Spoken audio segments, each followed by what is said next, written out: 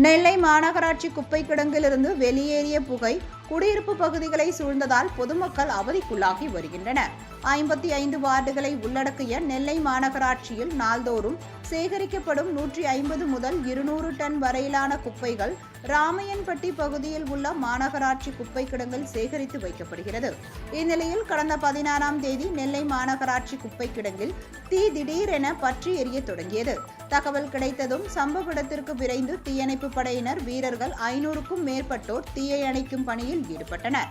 மாவட்ட ஆட்சியர், மாநகராட்சி ஆணையர் உள்ளிட்ட அதிகாரிகள் சம்பவ இடத்திற்கு வந்து தீயணைப்பு பணியை பார்வையிட்டனர். 3 நாட்களுக்கு மேலாக எரிந்த தீயை போராடி தீயணைப்பு வீரர்கள் கட்டுக்குள் கொண்டு வந்தனர். 10 ஏக்கர் பரப்பளவு தீ எரிந்த நிலையில் அந்த பகுதி முழுவதும் கடும் புகை மூட்டமும் நிலவியது. 16ஆம் தேதி குப்பை கிடங்கில் இருந்து வெளியேறிய புகை சுமார் 10 கிலோமீட்டர் தூரம் வரை பரவியதால் சங்கரன் கோவில் திருநெல்வேலி சாலையில் போக்குவரத்து மாற்றம் செய்யப்பட்டது.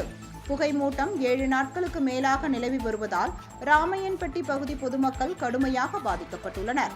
அக்ரஹார தெரு, அன்னை வேளாங்கண்ணி நகர், சிவாஜி நகர், அரசு புது காலனி, UGS நகர் உள்ளிட்ட பல்வேறு பகுதிகளில் இன்றளவும் புகை மூட்டம் நிலவுவதால் மூச்சுத்திணறல் உள்ளிட்ட உடல் உபாதைகள் ஏற்பட்டு பொதுமக்கள் அவதிக்குள்ளாகி வருகின்றனர்.